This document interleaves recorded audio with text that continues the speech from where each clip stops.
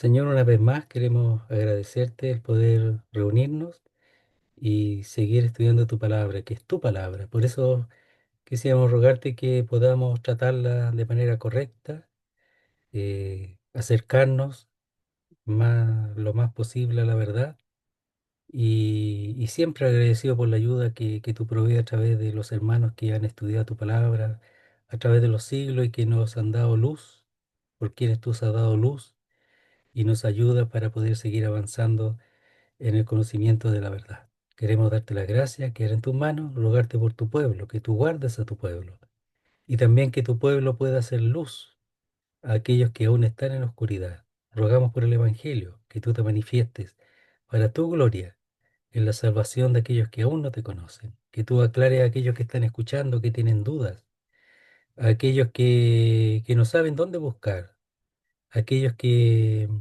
sufren, porque el mundo sufre para que ellos puedan acogerse en tu refugio a través de tu Hijo. Queremos darte las gracias, quedar en tus manos, rogarte tu ayuda en el estudio, Señor, y lo hacemos todo en el nombre santo de nuestro Salvador, el Señor Jesucristo. Amén, Señor. Muy bien. Entonces, seguimos en Juan, capítulo número 4. Vamos a leer desde el versículo 15, ¿ya? Para seguir avanzando. Eh, Juan, Evangelio de Juan, capítulo 4, verso 15. Dice así. La mujer le dijo, Señor, dame esa agua para que no tenga yo sed, ni venga aquí a sacarla.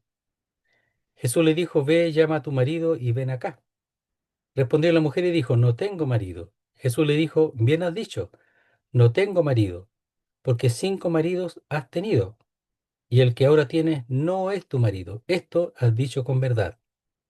Le dijo la mujer, Señor, me parece que tú eres profeta. Nuestros padres adoraron en este monte. Y vosotros decís que en Jerusalén es el lugar donde se debe adorar. Jesús le dijo, mujer, créeme, que la hora viene cuando ni en este monte, ni en Jerusalén adoraréis al Padre. Vosotros adoráis lo que no sabéis. Nosotros adoramos lo que sabemos, porque la salvación viene de los judíos. Mas la hora viene, y ahora es, cuando los verdaderos adoradores adorarán al Padre en espíritu y en verdad, porque también el Padre tales adoradores busca que le adoren. Dios es espíritu y los que le adoran en espíritu y en verdad es necesario que adoren. Le dijo la mujer, sé que ha de venir el Mesías, llamado el Cristo. Cuando Él venga, nos declarará todas las cosas. Jesús le dijo, yo soy el que habla contigo. Hasta ahí nomás. Entonces vamos a procurar seguir avanzando respecto a la conversación de esta mujer samaritana con el Señor, o del Señor con la mujer samaritana.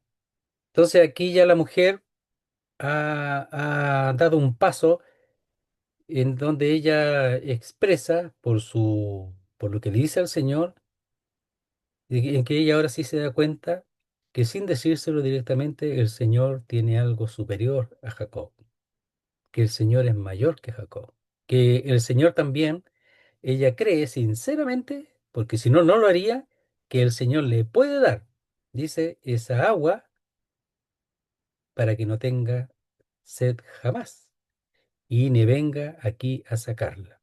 Entonces, si se lo dice, es porque ya ha creído eso. Por eso le dice, dame esa agua para que no tenga yo sed, ni venga aquí a sacarla. Y el Señor está hablando aquí, ¿qué es lo que Él está hablando realmente con respecto a esa necesidad?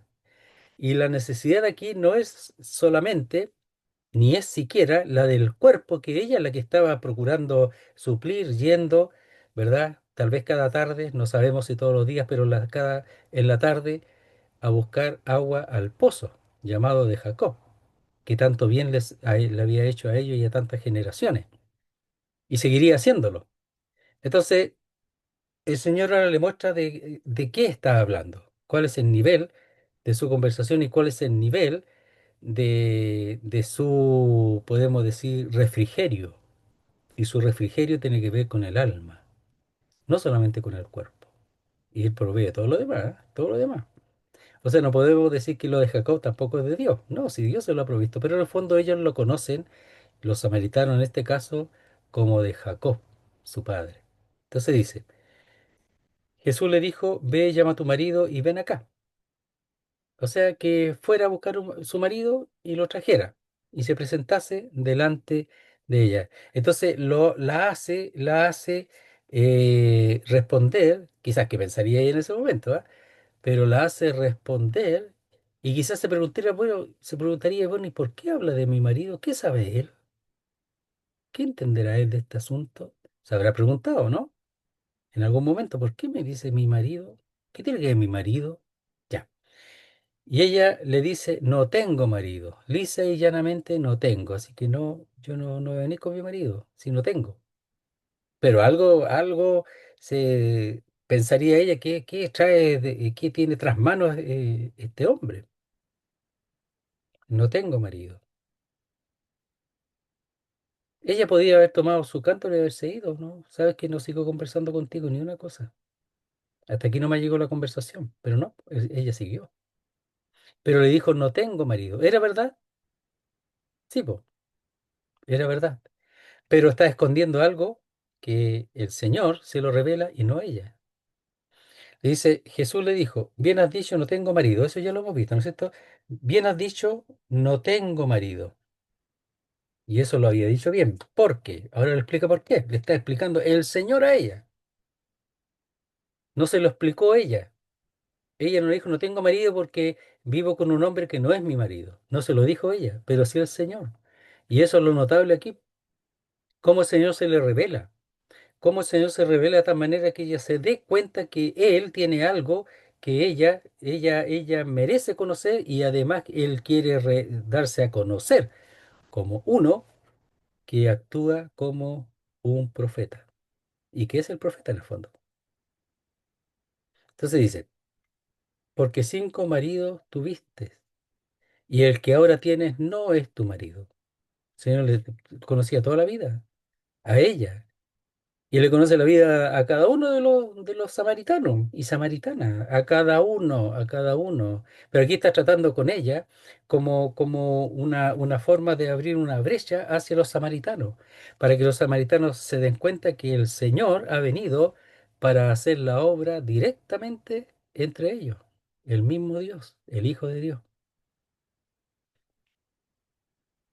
Ellos terminan diciendo, vamos a leerlo para, dice,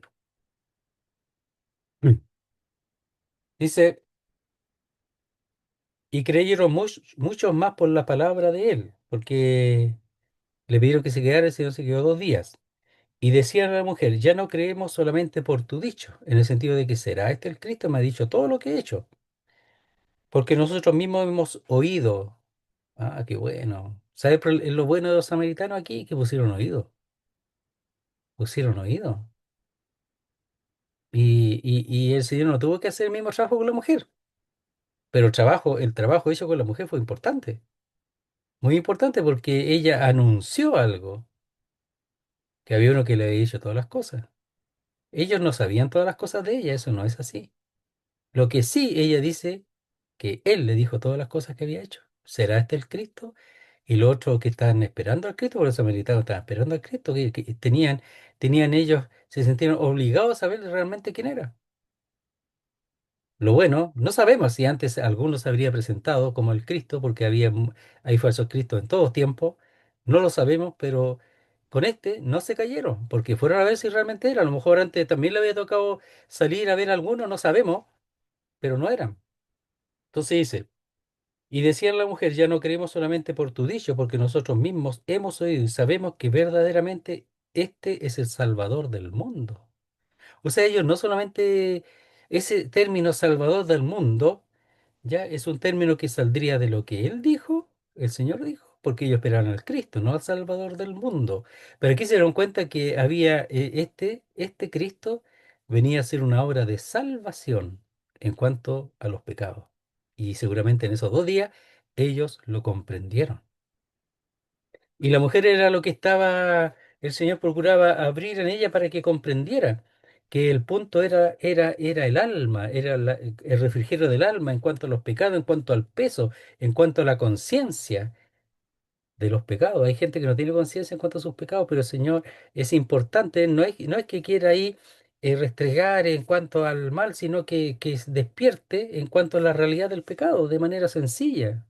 Simplemente, soy pecadora, no me escondo más delante de Dios. Eso es lo que estaba haciendo el Señor. Entonces, al hacerlo con ella, después ella al hablar, abrió la puerta para que los demás escucharan, le pusieron atención. Y ahora sí acertaron, porque verdaderamente este es el Salvador del mundo, es decir, el Cristo. Dice, porque 5 maridos has tenido y el que ahora tienes no es tu marido. Esto has dicho con verdad. ¿Ya? Pero en realidad lo que ella dijo con verdad que no tenía marido. Y el que tiene no es su marido, ¿ya? Aunque no lo dijo así, lo dijo con verdad porque en el fondo ella, claro, no es fácil expresar todos los detalles, pero ella sabía que vivía con un hombre que no era su marido, pero simplemente no lo quiso decir porque, claro, es cuesta, po. Si es cuesta expresar todo, ¿ya? Y no tenía para qué expresárselo al Señor si el Señor ya conocía la realidad y también su corazón. Entonces, en ella, él veía en ella un corazón que se estaba abriendo, pero que todavía estaba allí, no expresaba todo, pero seguramente dentro de su corazón diría y pensaría, tengo un hombre, pero no es mi marido. No puedo ir a buscarlo, porque el Señor dijo, ve a buscar, ve y trae, dice, llama a tu marido. ¿Cómo lo iré a buscar a él, po, si no es mi marido? Entonces, claro, esas cosas empezaron a hacerle considerar seguramente a ella. Entonces dice, le dijo la mujer, o le dice, ¿ya? Todo, nuevamente como una escena que se está ahí observando, que es la forma en que Juan presenta su, su evangelio. Señor, nuevamente de una manera respetuosa le dice, me parece que tú eres profeta. Entonces, aquí la palabra parecer es percibir. Dice que es contemplar, experimentar o comenzar a percibir algo. Por eso dice, estoy empezando a percibir de que tú eres profeta, porque esto me está diciendo todas las cosas. Yo no te dije todo. Yo te dije no tengo marido, pero tú ahora me estás diciendo todas las cosas, todo. Hay algo en ti que no es normal. Como Nicodemo que decía que ellos entendían y reconocían que él tenía que venir de Dios porque nadie podía hacer las cosas que él hacía si no estaba Dios con él. Bueno, la mujer samaritana está percibiendo, quizás desde otro punto de vista, estaba percibiendo esto. ¿Qué cosa? Me parece, percibo que tú eres profeta. No dice el profeta, pero sí, por lo menos, que es profeta. Es decir, uno que dice las cosas que son y las cosas que acontecerán. Veamos, dice, los samaritanos creían que después de Moisés no hubo ningún profeta hasta que llegase el prometido. En Deuteronomio 18:15, a él oiréis, como a mí, a él oiréis. Que se le manifestaría un profeta, ¿ya? Que lo oirían como lo oían a él. Cuando la samaritana le llama profeta, estaría muy cerca de aceptar que era el Mesías, pero no era, todavía no está en ese punto. Y siendo así, podía formularle la pregunta que le inquietaría desde tiempo atrás y que formula en el versículo siguiente respecto a la religión. Entonces, ahora le está tomando confianza a uno que le está diciendo toda la verdad. No aparece en la conversación con el Señor todas las cosas que conversaron, solamente un resumen, porque seguramente le dijo muchas cosas más. Pero sí, ella está percibiendo que él viene de Dios, que tiene que venir de Dios, que no puede ser de otra manera. Y es por eso que le da confianza a, a que le aclarase si está correcto en lo que ella está haciendo en cuanto a la religión. Eso viene después. Entonces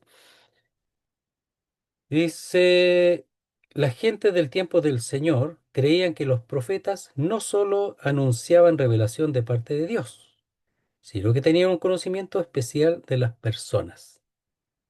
Miren, leamos en Lucas 7:39, que es el caso de la mujer, porque la mujer samaritana, el Señor le está diciendo cosas de ella y ellos entendían de esa manera, que esa era también la función o el conocimiento de un profeta que venía de Dios. Mire, dice, a ver, veamos del verso 36, ¿ya? Cuando está en el hogar de Simón el fariseo.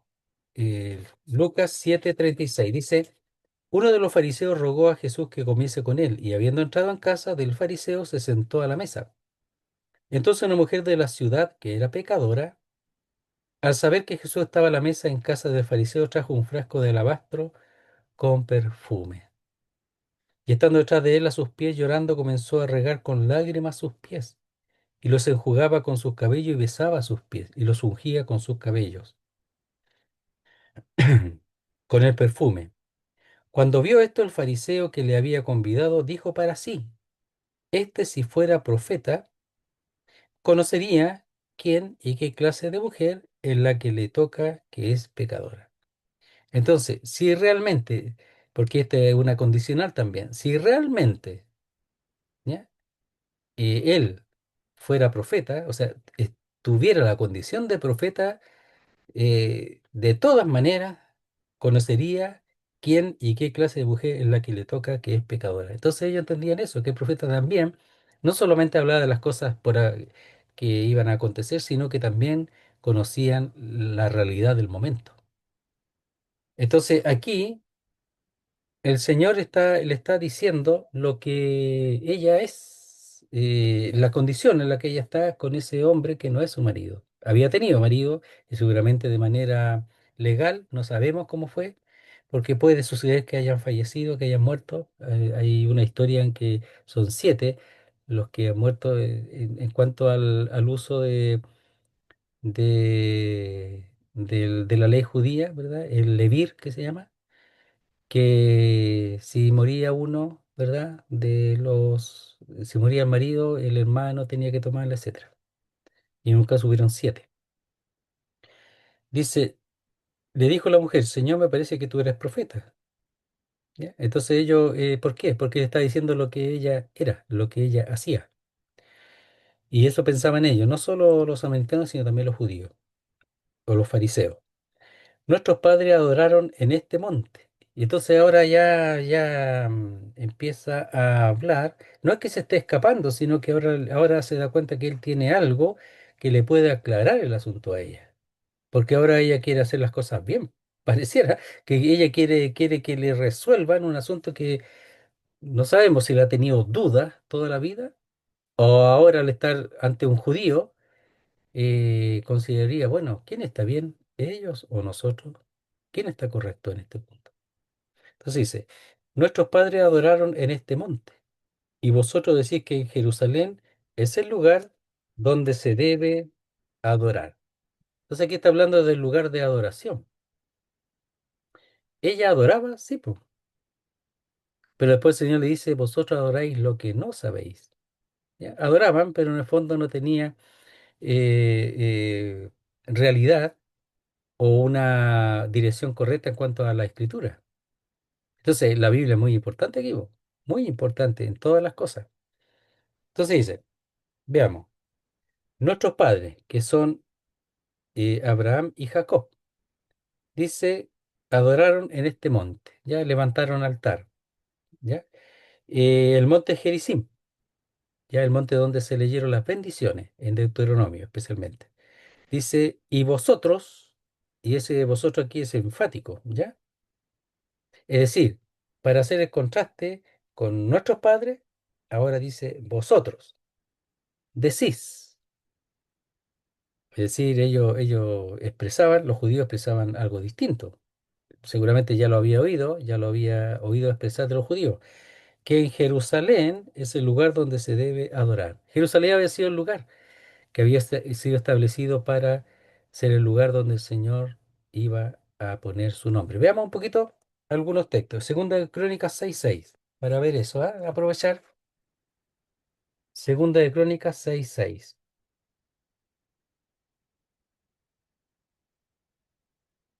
Dice así. A ver, 6:5, ¿ya? Segunda de Crónicas 6:5, vamos a leer. Desde el día que saqué a mi pueblo de la tierra de Egipto, ninguna ciudad he elegido de todas las tribus de Israel para edificar casas donde estuviese mi nombre, ni he escogido varón que fuese príncipe sobre mi pueblo Israel. Mas a Jerusalén he elegido para que en ella esté mi nombre, y a David como príncipe he elegido para que esté sobre mi pueblo Israel. Entonces eso lo sabía la samaritana porque en el fondo estaba en el Pentateuco. Y, o sea, no estaba en el Pentateuco, pero está en la escritura porque ellos lo habían oído, ¿ya? Entonces dice, ¿de quién lo habían oído? De los judíos, po. Ellos no lo tenían, pero los judíos sí lo tenían y lo expresaban. 7:12 del mismo libro, Segunda de Crónicas 7:12. Dice 11, versículo 11. Terminó pues Salomón la casa de Jehová y la casa del rey. Y todo lo que Salomón se propuso hacer en la casa de Jehová y en su propia casa fue prosperado. O sea, Dios estaba con él en esa construcción. Y apareció Jehová a Salomón de noche y le dijo, yo he oído tu oración y he elegido para mí este lugar por casa de sacrificio. ¿Qué cosa? Jerusalén.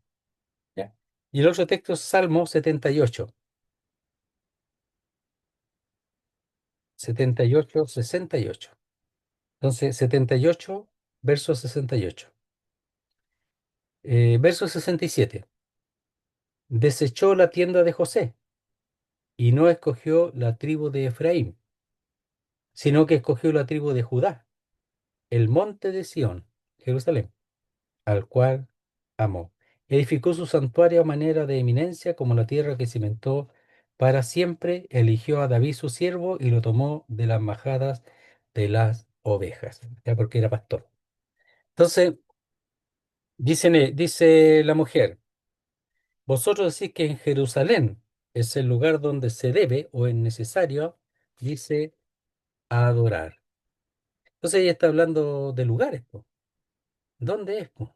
¿Cuál es? ¿Cuál es el lugar? ¿Es allá, es acá, dónde? Entonces, el Señor da una respuesta que nos ayuda a nosotros a entender que hasta el día de hoy, aunque aquí en el Evangelio de Juan todavía está antes de la fundación de la iglesia, por darle un nombre donde comienza la iglesia, en realidad él ya está expresando que no se trata de un lugar, no, no, se trata del corazón de la persona, se trata de la fe de la persona. Se trata del que el Señor opera en todos los corazones que realmente se vuelven a Dios. Entonces, por eso Él tiene toda la confianza de hablar con los samaritanos, porque esta cosa se abrió, cambió. Es por el Espíritu de Dios. Ya no es el lugar. Entonces, el que estuviera en cualquier lugar, si adoraba, era recibido por Dios. Se abrió el asunto. Ya no es algo exclusivo. Al principio tenía que ser así para comenzar de un lugar hacia afuera, pero ahora ya el asunto se abrió. Ya no es así. Entonces dice, veamos. Histórico esto, ¿eh? Sanbalat levantó un templo en este monte, Gerizim, que fue destruido por Juan Hircano en el año 129 a.C. El santuario levantado en ese monte que no existía ya en tiempo del Señor, rivalizaba con el de Jerusalén. Esta unidad de santuarios se había roto con la división del reino en días de Robán, cuando se dividió el reino del norte y del sur, hijos de Salomón. Sin embargo, los hijos de Salomón, sin embargo, los samaritanos insistían en el lugar sagrado que estaba en su territorio. Si Jesús era profeta, como ella percibía, sería bueno para ella que le resolviese el problema sobre el legítimo lugar de culto al verdadero Dios, según lo que hemos visto.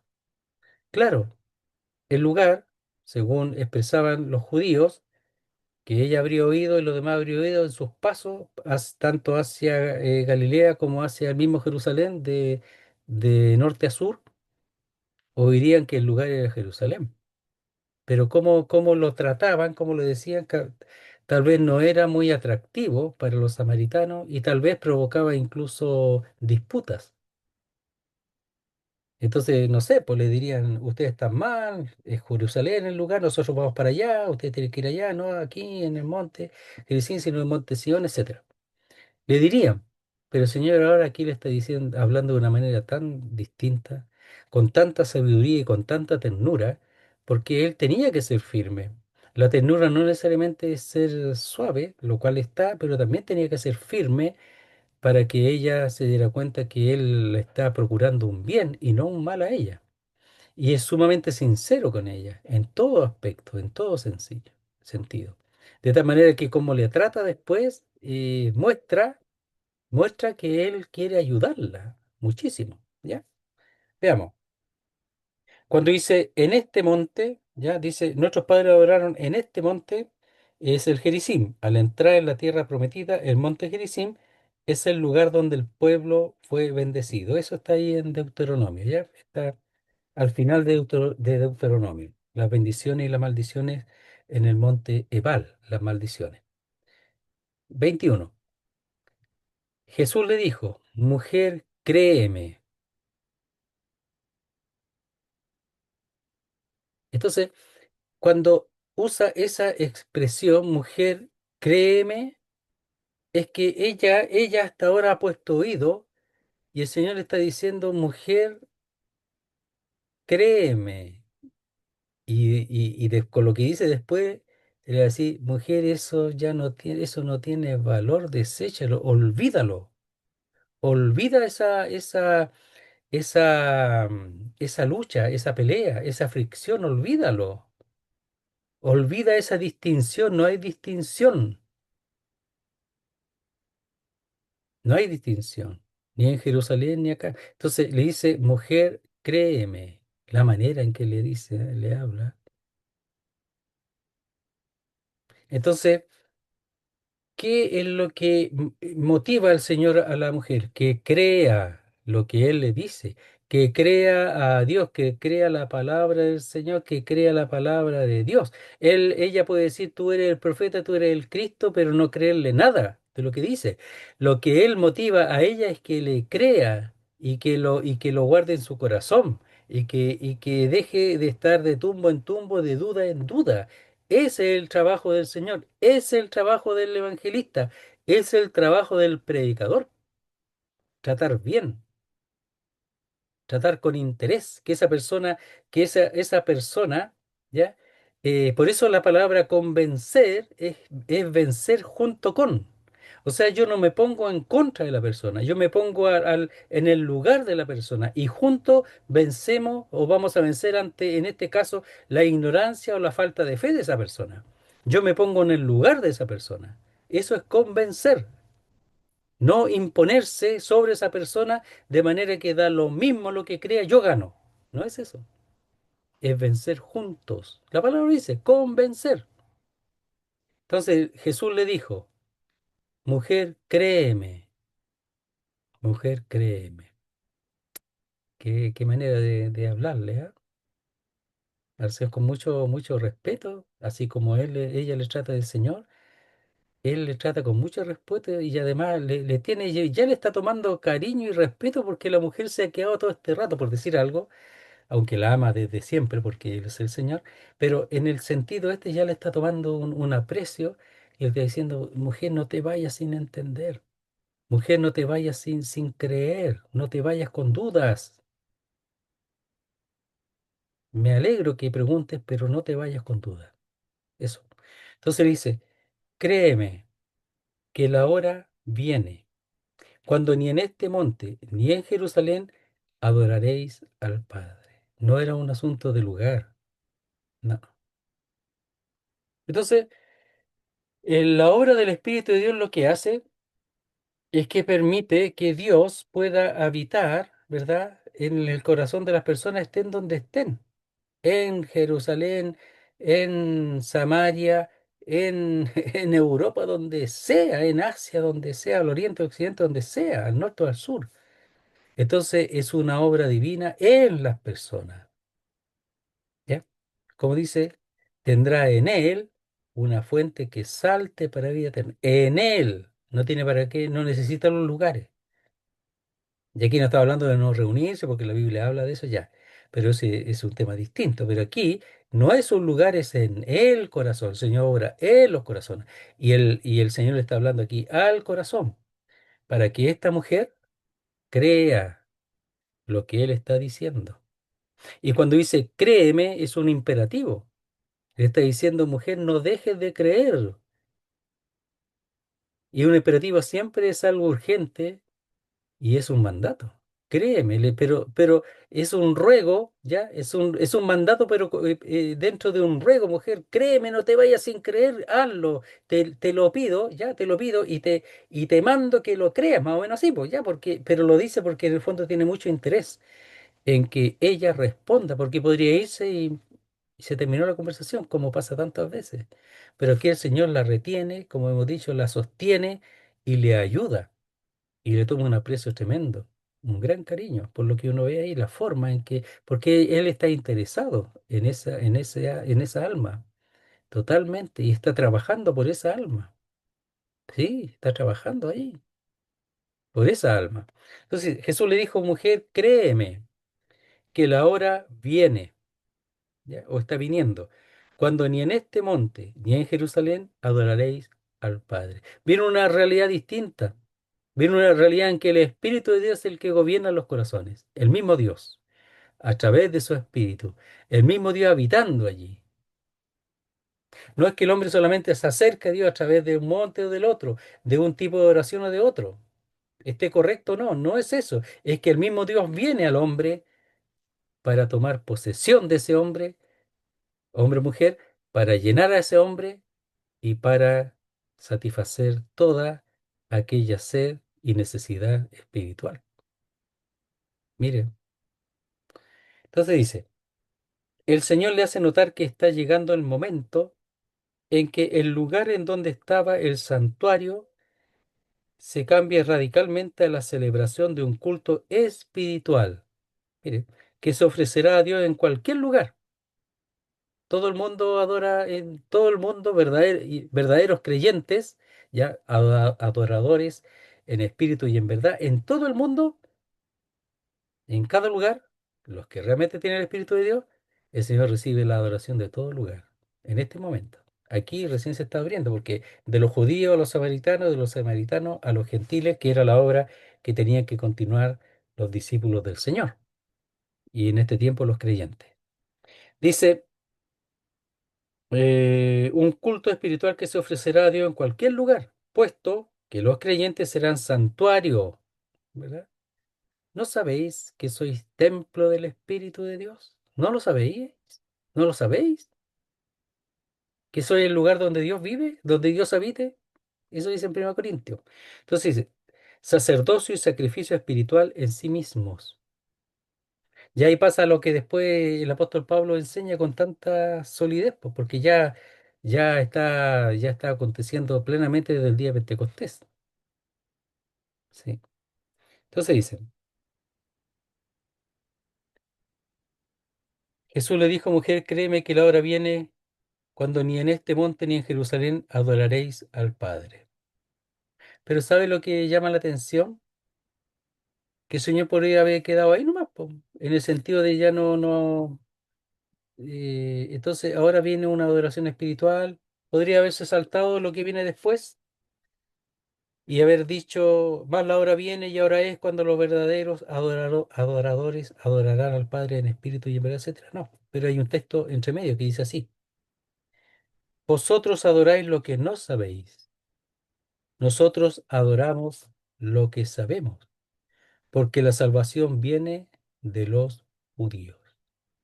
Entonces, los samaritanos tenían que dejar cualquier arrogancia. Los samaritanos que tenían que dejar, en este caso, cualquier superioridad o comparación.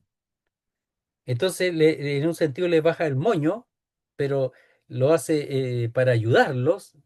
Le baja el moño para que si la salvación viene, lo que tiene que oír lo que viene de allá, y yo vengo de allá a decirle la verdad. Entonces, ustedes tienen algo que es una imitación de la verdad, pero no es la verdad. Entonces dice, vosotros es enfático porque aparece primero en esta oración. Cuando aparece estos pronombres personales o nombres, etcétera, o algún término, especialmente los pronombres, al principio de una cláusula de oración, enfatiza. Entonces, vosotros adoráis, o sea, es un asunto de ellos personal, po. Adoráis lo que no comprenden, lo que no saben, lo que no entienden. Nosotros, nuevamente en el comienzo de esa cláusula, es enfático. Vosotros y nosotros, hace la distinción. Adoramos, ¿verdad? Adoramos en forma constante lo que sabemos, o conocemos o entendemos a través de la palabra. Porque la salvación viene de los judíos. O aquel que había de venir para salvación viene de los judíos. Porque la salvación viene de Dios. Y de Dios viene el Señor. Y esto es de los judíos. Entonces, el lugar no era importante.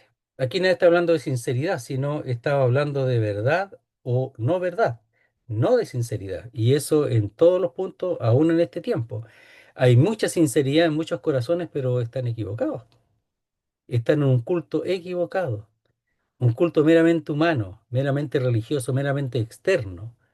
Pero si esa persona, sea quien sea, se da cuenta que le falta algo y que no tiene paz en su alma, etcétera, va a buscar la verdad y la va a encontrar. Muchas personas han salido, el Señor le ha librado a través por su gracia, por distintos medios, al leer la Escritura o por creyentes, lo que sea, el Señor les ha ayudado para que ellos puedan aclarar y arreglar una situación tan importante delante de Dios. Entonces dice, la inferioridad de la adoración samaritana no estaba en la forma de hacerla, sino en el desconocimiento sobre Dios. A quien adoraban era un ser complementado por el pensamiento humano, puesto que ignoraban voluntariamente gran parte de la revelación que Dios había dado de sí mismo. Ellos tomaban una parte nomás de la Biblia, no lo demás. Aquí Jesús se identifica con los judíos. Él es judío, su Dios es el Dios de los judíos. Entonces los samaritanos que se apartaron en cuanto a región y además que por la separación en el tiempo de Robam, hijo de Salomón, después ellos fueron cautivados y fueron mezclados, más encima, po, ¿ya? Pero ellos tenían esa división regional que se independizaron en un sentido, ¿verdad? Y además se independizaron en cuanto a limitar el conocer a Dios plenamente en la Escritura y solamente reservaron cierta parte de la Escritura, que es el Pentateuco llamado Pentateuco samaritano, y que ellos no recibían nada más de eso.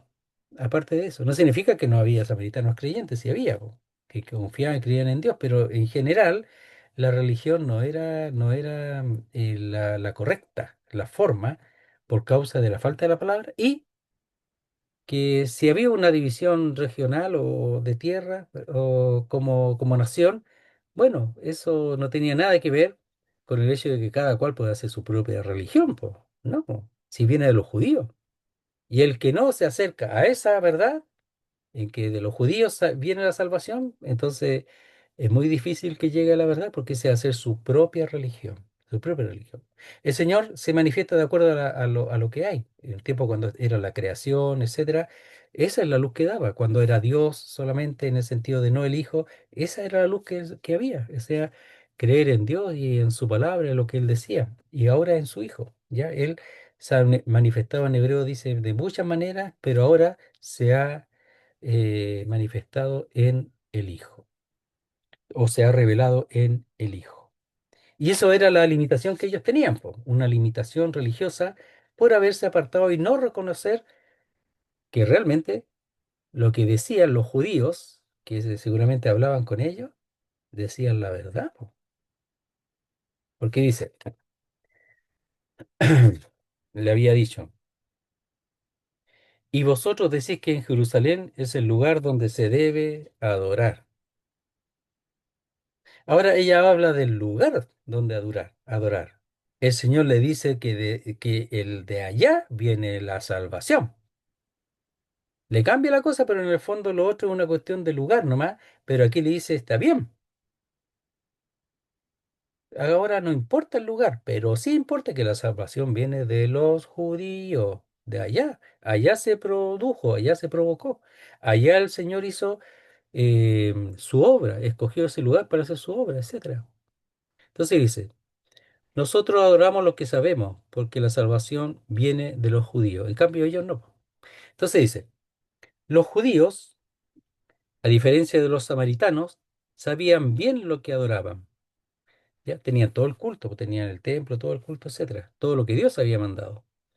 La adoración de ellos era de un doble conocimiento. Por un lado estaba el conocer a Dios, revelado en la palabra, y por otro lado, conocer también por la misma palabra el modo de adorarle.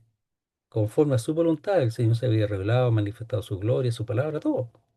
Tenía un tremendo eh, privilegio los judíos. Eran el pueblo escogido por Dios, nación sacerdotal, no fuera aparte de ello. Algunos quisieron hacerlo, en este tiempo también procuran hacerlo, pero eso no es lo que Dios escogió. Y de adoradores entre los demás pueblos de la tierra. ¿Ya? Hay unos textos ahí que los vamos a dejar ahí. Quizás después los veamos con más detalle. Lo que sabemos. Aquí el Señor usa la forma neutra impersonal. Lo que sabemos. Puede que esto apunte a todo el sistema de adoración. Adoráis algo que no conocéis en absoluto. O sea, nosotros adoramos lo que sabemos plenamente, ¿ya? Lo que sabemos decir por todo el sistema de adoración, etcétera, entregado por Dios, y por eso uno traduce, adoráis algo que no conocéis en absoluto, dice, y no que se esté refiriendo concretamente a conocer a Dios. Está hablando del sistema ya sacerdotal y de adoración. Y eso es porque Dios se lo dio, no fue inventado por los hombres. En cambio, los samaritanos tenían sistema de religioso inventado por los hombres, que no se lo dio Dios. Y ese era lo que los tenía a ellos en el error. ¿Ya? Entonces, dice, otra vez, vosotros adoráis lo que no sabéis. O sea, nunca se lo dio Dios. Y nunca se recurrieron, ¿ya? Ni permitieron que en Jerusalén estaba la correcta adoración según Dios se lo había dado. Nosotros adoramos lo que sabemos, porque Dios se lo dio. Y porque la salvación, o el que había de venir para salvación, traducen algunos en el sentido de la salvación plena a través de Dios, a través del Hijo en este caso, viene o es, ¿ya? La palabra ahí es de los judíos. No es el verbo venir, sino el verbo ser. Entonces, es de los judíos. Entonces, cuando dice es, está hablando que algo que tiene una continuación, una constancia y que no ha cambiado ni siquiera hasta el día de hoy. Eso es lo que ellos deberían haber creído y recibido. No hay que hacerse judío, nada de eso. Lo que sí dice que de ahí viene, ¿ya? La salvación. Y el Señor ahora a través de la palabra, a través, por ejemplo, del apóstol Pablo, que ha dado a conocer el misterio, ¿ya? De Cristo, que es la iglesia, y ha dado a conocer toda la doctrina que es para la iglesia, que es el cuerpo de Cristo. Entonces ahí nosotros tenemos mucho más claridad de lo que es el servicio, etcétera, ya de que el judaísmo tiene su lugar, tiene su función, tiene su gloria, etcétera, pero ahora hay algo mejor, que no es la ley, además la ley nunca ha sido dada para dar vida, sino para mostrar el pecado del hombre y para mostrar la santidad de Dios. Entonces dice, nosotros adoramos lo que sabemos, porque la salvación viene de los judíos. Eso le está diciendo la mujer. Pero le está diciendo que si aquí o allá, donde adorar. ¿Ya? 21 22 vamos a leerlo y lo vamos a dejar hasta ahí. Dice, Jesús le dijo, mujer, créeme, ya lo hemos hablado de eso, que la hora viene cuando ni en este monte ni en Jerusalén adoréis al Padre, ni uno de los dos. Pero vosotros adoráis lo que no sabéis, nosotros adoramos lo que sabemos, porque la salvación viene de los judíos. Entonces, dice que la adoración no es ni aquí ni allá, pero sí tiene que llegar ella a entender y reconocer que la realidad, que la verdad, en cuanto a la adoración, ¿ya? Viene de los judíos porque de ahí viene la salvación. Entonces ella tiene que oír al Señor, oír lo que enseña los judíos para ser salvo porque la salvación viene de ahí y está frente a él, a ella, el mismo Señor, el que ha venido para salvar al mundo. Como le llaman los mismos samaritanos al final de la conversación o del trato con los samaritanos cuando estuvo 2 días con ellos, pedidos por los samaritanos. Qué hermosura, cómo los samaritanos respondieron, ¿eh? Ahí me recuerda a Nínive, cómo respondió Nínive, qué manera de responder el rey, del rey para abajo, qué manera de responder Nínive. Estaba en las puertas del infierno y ahora estaba en la misma gloria al haberse arrepentido. Muy bien, vamos a orar al Señor. Te damos las gracias, Señor, por tu palabra. Rogamos tu ayuda, que tú nos des claridad y sencillez para amar tu palabra, para recibir tu palabra. ¿Qué somos nosotros? Que tú te manifiestes y sea tu nombre honrado y glorificado. Rogamos tu ayuda para que esta palabra nos ayude en nuestra vida y también para que nos ayude, para que nuestra actitud sea de humildad, para que otros también puedan ser convencidos, es decir, llegar junto con ellos al tema de la claridad en cuanto a la salvación. Como el Señor llevaba a esta mujer, estaba junto con ella, convencer, estaba con ella, procurando vencer todas estas dudas. Mujer, créeme, qué manera de tratarla, como diciendo, como rogando, como diciendo, no, no, no dejes, no, no lo dejes, no, no pienses que esto es falso, créeme, quédate, escucha, considera, etcétera. Un ruego de amor para con esta mujer. Y de esa manera el Señor sabiendo que esto sería abierto para los otros que después creyeron. Te damos las gracias, quedamos en tus manos, Señor. Rogamos tu ayuda y lo hacemos todo en el nombre santo de nuestro Salvador, el Señor Jesucristo. Amén, Señor. Muy bien, muchísimas gracias.